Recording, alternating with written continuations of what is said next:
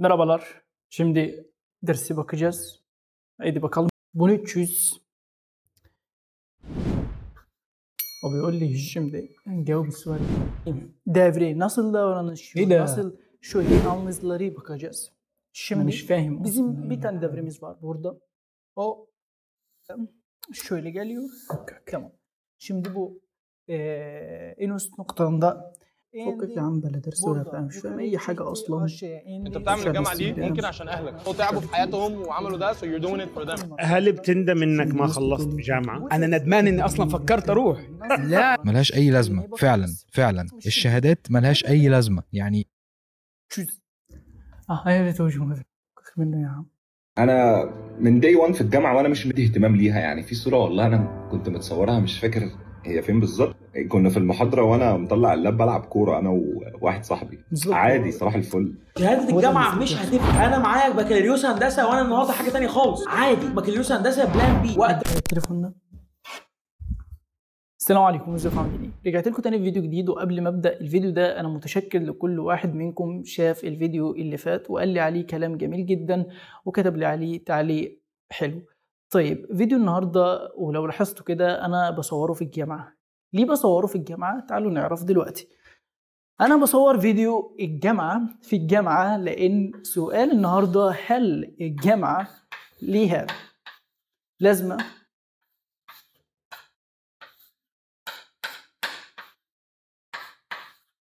وده طبعا كان سؤال جه في دماغي انا وبحضر الفطار بتاعي وبحضر نفسي اروح الجامعه.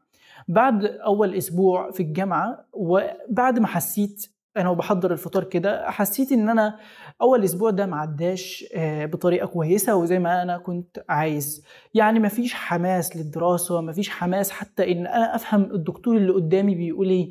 يعني بروح حتى المحاضره حاسس كل حاجه متداخله مع بعضها، مش قادر افهم، مش قادر استوعب، مش قادر اركز. معيش حتى اروح الجامعه نفسها بفكر ان انا طيب هل الجامعه دي ليها لازمه؟ هل اروح النهارده؟ طيب ما هو ممكن أسئلة كتير جدا جدا جدا جدا في دماغي. فبالتالي وكعادتي أنا وبحضر الفطار النهاردة وبجهز نفسي إن أنا أروح الجامعة سألت نفسي السؤال ده: ليه أول أسبوع ليا في الجامعة عدى بالشكل ده؟ وليه أنا محسش بالحماس اللي أنا المفروض أكون عليه زي ما أنا دايما على أي حاجة بعملها؟ وليه انا ما بحاولش افهم الدكتور هو بيقول ايه؟ وليه بقول على الدكتور ان هو ما بيفهمش اصلا؟ يعني ليه انا اللي بطلع الدكتور هو اللي ما بيفهمش؟ ليه انا اللي ما بحاولش افهم؟ فسألت نفسي السؤال ده. كعادتي اي حاجه بمر بيها مش كويسه او بحس بحاجات غريبه فيها دايما بسأل نفسي ليه.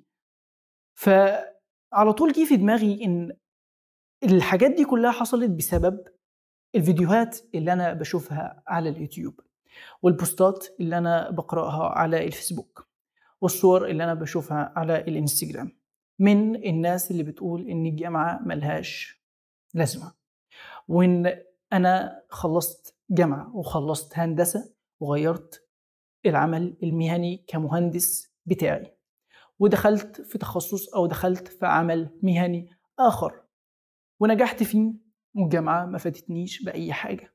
والناس اللي بتقول إن أنا ما دخلتش جامعة وهو بصولي وعملت شركات وما أعرفش عملت فلوس وعملت وإن الجامعة ملهاش لازمة. طيب هل بسبب كده فعلا الجامعة ملهاش لازمة؟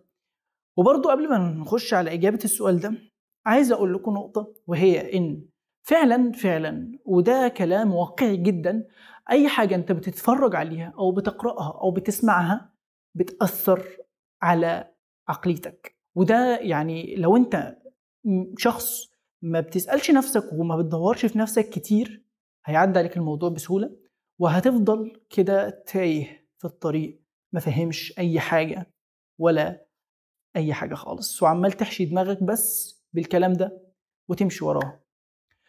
طيب عشان كده ناخد بالنا ونركز من أي حاجة بنشوفها أو بنسمعها أو بنقرأها، لأن زي ما قلت لك عقلك بيخزنها وبالتالي على طول بيترجمها لحالتك النفسية وحالتك الذهنية. فبالتالي ركز جدا وحاول دايما إنك تدخل دماغك او تدخل في افكارك الحاجات الكويسه الايجابيه، ما تدخلش دماغك اي حاجه سلبيه عشان ما تاثرش عليك بالسلب.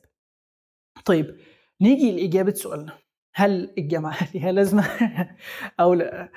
بص انا هقول لك، يعني هل الجامعه ليها لازمه او لا، دي بتختلف باختلاف المكان وباختلاف الشخص نفسه وباختلاف نظرته هو نفسه للجامعه ونظرته هو نفسه للنجاح ونظرته هو نفسه لجيبة الفلوس. يعني في ناس مثلا فاكره ان فعلا هو لما يجيب فلوس فهو كده ناجح، وفاكره انه لما يسيب الجامعه ويطلع يشتغل في شغل ويعمل فلوس كتير جدا فكده الجامعه ملهاش اي لازمه وهو كده ناجح، فاهم؟ ويقول للناس التانية خلاص سيبوا الجامعه، انا هو نجحت بره الجامعه.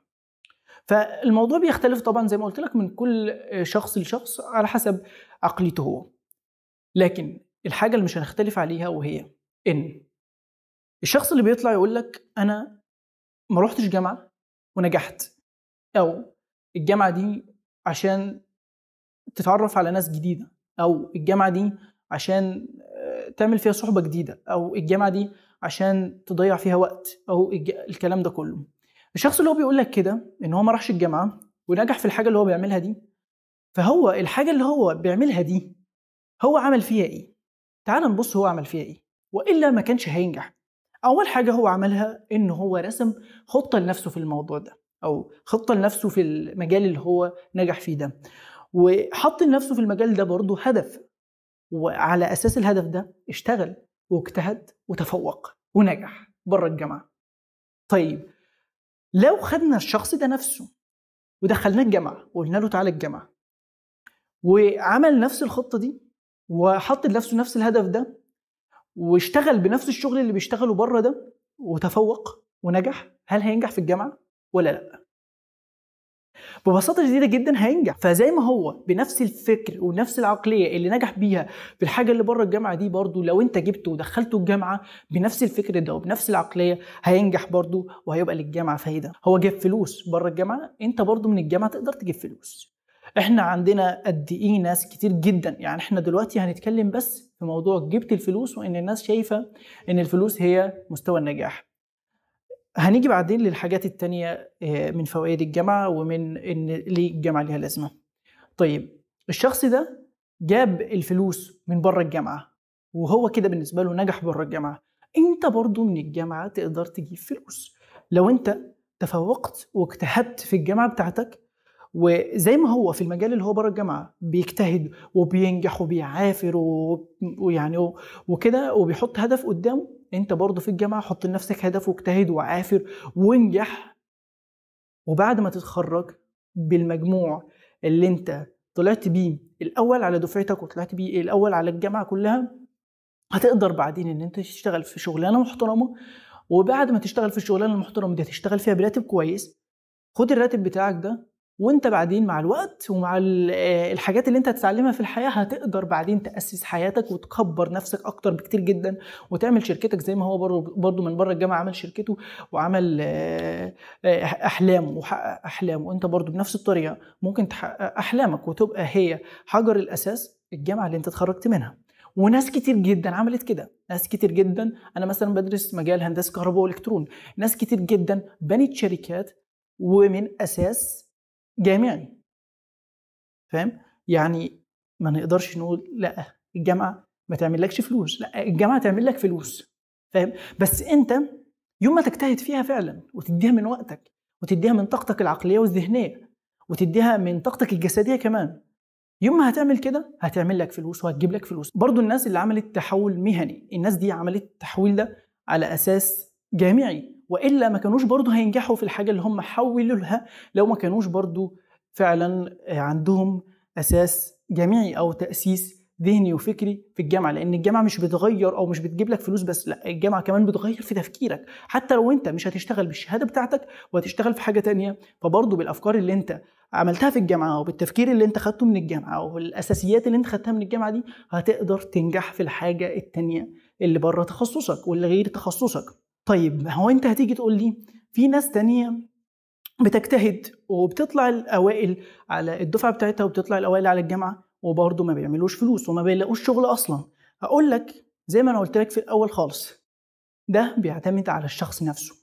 الشخص نفسه ده لو هو خد الشهاده دي وقدر يوظفها كويس هيقدر. لو هو الشخص ده نفسه غير المكان اللي هو فيه اللي ما لاقيش فيه الوظيفه اللي هو يستحقها بالشهاده وبالتفوق اللي هو عامله في الجامعه، برضه هيلاقيه في مكان تاني، وهيلاقي الشهاده دي ليها قيمه وليها مكانه وليها مقدار في مكان تاني. زي ما قلت لك ان الجامعه ليها لازمه او لا بتختلف باختلاف المكان. في اماكن انت بتتفوق فيها وبتجتهد فيها وبرضه بعد ما تتخرج ما بتلاقيش فيها وظيفه، فبالتالي انت عقليتك شغل دماغك واشتغل صح وفكر صح، هتلاقي نفسك بتوظف قدراتك صح. نفس الكلام اللي قلته في الفيديو اللي فات.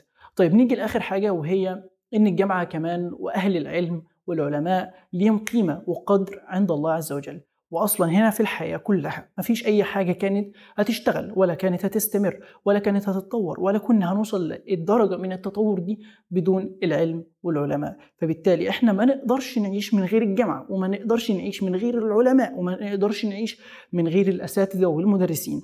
فعشان كده الجامعه ليها لازمه ومهمه جدا جدا وليها اجر، والعلماء دول ليهم اجر وقيمه كبيره جدا جدا عند الله عز وجل. وعلى سبيل المثال برضو في ناس كتير جدا نجحت ووصلت لأعلى الرتب من الجامعة، وناس مصريين زيي وزيك. عندك الدكتور أحمد زويل، وعندك الدكتور مجدي يعقوب، وعندك ناس كتير جدا جدا علماء وأساتذة ووصلوا لدرجة من الثراء عالية جدا من الجامعة، ووصلوا لمرتبة عليا ومكانة أعلى برضو من الجامعة.